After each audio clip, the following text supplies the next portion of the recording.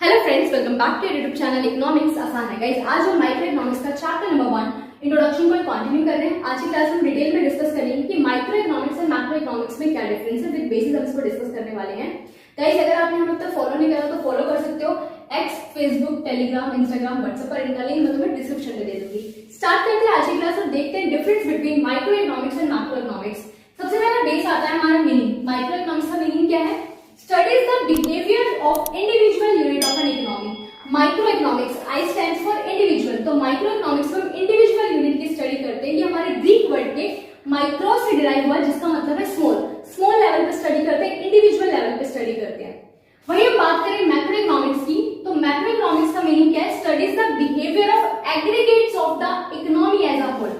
A stands for aggregate. ये हमारे Greek word के मैक्रो से डिराइव हुआ, जिसका मतलब है लार्ज। तो मैक्रो इकोनॉमिक्स में हम एग्रीगेट लार्ज लेवल पे स्टडी करते हैं, इकोनॉमी एज अ होल की स्टडी करते हैं। फॉर एग्जांपल के लिए कि पूरी क्लास में सिर्फ मैं तुम्हारी स्टडी करूं, एक इंडिविजुअल की स्टडी करूं, तो ये क्या है मेरी माइक्रो इकोनॉमिक्स।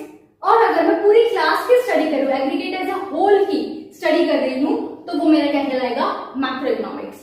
तो डिफरेंस समझ में आ गया होगा कि माइक्रो इकोनॉमिक्स में हम स्मॉल इंडिविजुअल यूनिट की स्टडी करते हैं और मैक्रो इकोनॉमिक्स में aggregate economy as a whole large level पे स्टडी करते हैं। सेकेंड बेस आता है हमारा टूल्स। माइक्रो इकोनॉमिक्स के जो मेन टूल है वो है डिमांड एंड सप्लाई।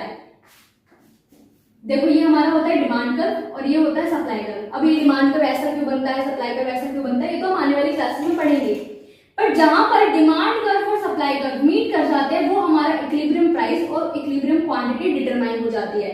तो मेन टूल क्या है माइक्रो इकोनॉमिक्स के? डिमांड एंड सप्लाई, जिसका यूज करके हम कमोडिटी का प्राइस डिटरमाइन करते हैं। ठीक है, कमोडिटी का प्राइस डिटरमाइन करते हैं, factors of production, land, labour, capital, revenue और इनका प्राइस डिटरमाइन करेंगे। ठीक है, मैक्रो इकोनॉमिक्स में जो मेन टूल है वो aggregate demand and aggregate supply. अब aggregate demand and aggregate supply के थ्रू क्या डिटरमाइन करते हैं? देखो, ये हमारा होता है एग्रीगेट सप्लाई कर्व और ये हमारा है एग्रीगेट डिमांड कर्व। जहां पर ये मीट करते हैं वहां से हम इनकम, आउटपुट और एम्प्लॉयमेंट डिटरमाइन कर लेते हैं इकोनॉमी की। ठीक है, ऑब्जेक्टिव क्या है? क्योंकि माइक्रो इकोनॉमिक्स में हम डिमांड एंड सप्लाई का यूज करके क्या करते हैं? डिटरमाइन प्राइस कमोडिटी का या फैक्टर्स ऑफ प्रोडक्शन का। कैसे करते हैं वो मैंने बताया। मैक्रो इकोनॉमिक्स में हम डिटरमाइन करते हैं income, output and employment level by the using of tool aggregate demand and aggregate supply. Degree of aggregation, aggregation का मतलब होता है सम। तो माइक्रो इकोनॉमिक्स में लिमिटेड होता है कि जब मैं डिमांड चैप्टर पढ़ाऊंगी तो उसमें देखना, एक हम डिस्कस करेंगे इंडिविजुअल डिमांड। इंडिविजुअल डिमांड का मतलब कि ए की डिमांड, मान लो ए जो है 5 आइसक्रीम की डिमांड कर रहा है, और मार्केट डिमांड का मतलब क्या है?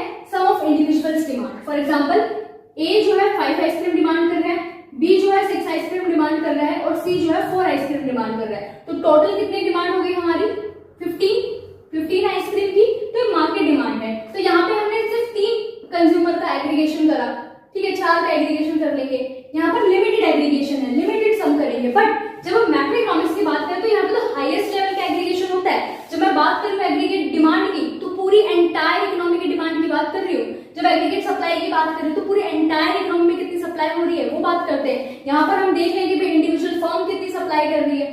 ठीक है, मार्केट सप्लाई की बात करेंगे तो इंडिविजुअल फर्म्स को ऐड कर देंगे कि ए इतनी सप्लाई कर रही है, बी इतनी सप्लाई कर रही है, सी इतनी, तो टोटल कितनी कर रही है ऐड करके बता देंगे। तो यहाँ पर एग्रीगेशन लिमिटेड है, बट यहाँ पर एग्रीगेशन क्या है? हाईएस्ट लेवल पे है, क्योंकि इकोनॉमी एज अ होल की स्टडी करते हैं। अजम्पशन की बात करें तो माइक्रो इकोनॉमिक्स में मानकर चलते हैं मैक्रो वेरिएबल कांस्टेंट है और मैक्रो इकोनॉमिक्स में मानकर चलते हैं माइक्रो वेरिएबल कांस्टेंट है। अब मैक्रो वेरिएबल्स क्या होते हैं हमारे? जैसे कि national income, aggregate demand, aggregate supply, ये हम एज्यूम करके चल रहे हैं माइक्रो इकोनॉमिक्स में कि कांस्टेंट है। माइक्रो वेरिएबल क्या होते हैं हमारे? Individual consumer, individual firm, individual income.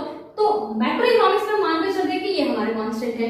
तो माइक्रो में मैक्रो वेरिएबल कांस्टेंट और मैक्रो में माइक्रो वेरिएबल कांस्टेंट हम मानकर चलते हैं, एज्यूम करके चल रहे हैं। देखो, इकोनॉमिक्स की वैसे तो 2 ब्रांच है, micro economics and macro economics, but दोनों ही आपस में क्या है? डिपेंडेंट है। फॉर एग्जांपल के लिए लॉ ऑफ डिमांड का नाम सुना होगा। लॉ ऑफ डिमांड हमें क्या बताता है कि जब प्राइसेस बढ़ते हैं तो डिमांड कम होती है, प्राइसेस कम होते हैं तो डिमांड बढ़ती है। तो ये हमने कैसे एक कंक्लूजन तक पहुंचोगे या कैसे एक लॉ बनाया होगा?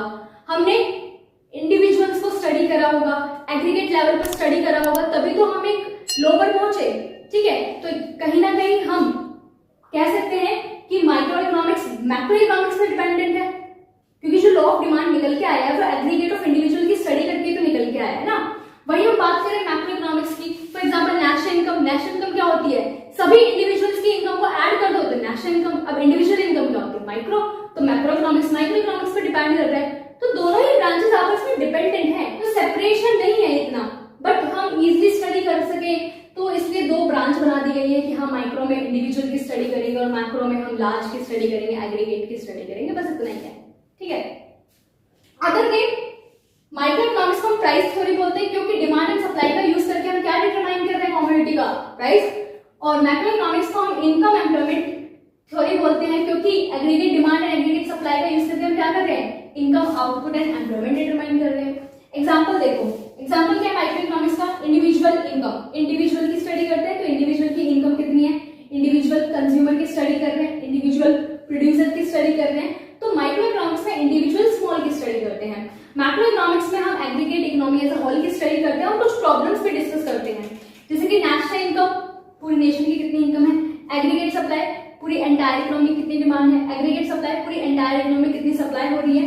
Inflation, unemployment. इन्फ्लेशन की बात करूं, महंगाई, तो ये एक इंडिविजुअल को अफेक्ट नहीं करती, पूरी इकोनॉमी को अफेक्ट करती है। अनएम्प्लॉयमेंट, ये जो प्रॉब्लम है ये एक इंडिविजुअल की प्रॉब्लम नहीं है, पूरी इकोनॉमी की प्रॉब्लम है। तो कुछ प्रॉब्लम्स को भी हम स्टडी करते हैं जो कि मैक्रो इकोनॉमिक्स के अंडर भी आती है। सो गाइस, बहुत ही डिटेल में हमने समझा कि क्या डिफरेंस है माइक्रो एंड मैक्रो इकोनॉमिक्स में। माइक्रो इकोनॉमिक्स जो है ग्रीक वर्ड के माइक्रो से डिराइव हुआ जिसका मतलब है स्मॉल। इंडिविजुअल यूनिट की हम इसमें स्टडी करते हैं। मेन टूल हमारे डिमांड एंड सप्लाई है जिसके थ्रू हम क्या करते हैं? प्राइस डिटरमाइन करते हैं, इसलिए इसको प्राइस कर्व भी बोलते हैं। ठीक है। यहाँ पर एग्रीगेशन लिमिटेड होता है, सिर्फ मार्केट डिमांड की बात करते हैं हम यहाँ पे। ठीक है। मैक्रो वेरिएबल कांस्टेंट मानकर चलते हैं। एग्जांपल के लिए individual demand, individual consumer, individual producer. वही हम बात करें मैक्रो इकोनॉमिक्स की तो ये ग्रीक वर्ड के मैक्रो से डिराइव हुआ है जिसका मतलब है लार्ज। एग्रीगेट की स्टडी करते हैं, इकोनॉमी एज अ होल की स्टडी करते हैं। एग्रीगेट डिमांड, एग्रीगेट सप्लाई का यूज करके हम क्या करते हैं? Income, output and employment determine करते हैं, इसलिए इसको इनकम एंड एम्प्लॉयमेंट थ्योरी भी बोलते हैं हम। ठीक है। यहाँ पे एग्रीगेशन हाईएस्ट होता है क्योंकि पूरी एंटायर इकोनॉमी का समेशन करते हैं। यहाँ पर माइक्रो वेरिएबल हमारे कांस्टेंट है। एग्जांपल की बात करें मैक्रो इकोनॉमिक्स को तो national income, aggregate supply, aggregate demand, inflation, unemployment. So guys, बहुत अच्छे से क्लियर हो गया होगा difference between micro economics and macro economics. So guys, आज के लिए इतना ही, मिलते हैं नेक्स्ट क्लास में। Thank you.